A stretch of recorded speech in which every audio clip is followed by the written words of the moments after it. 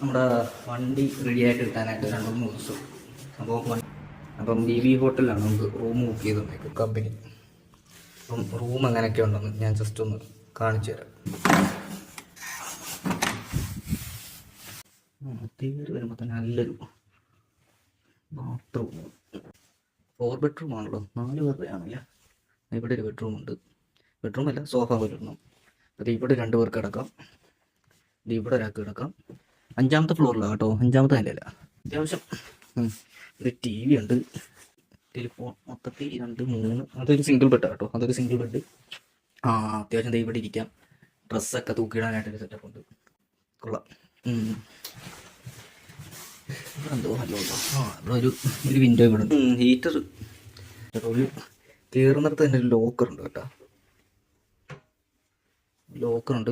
Wifi free ആട്ടാ, full open wifi. എന്തോ free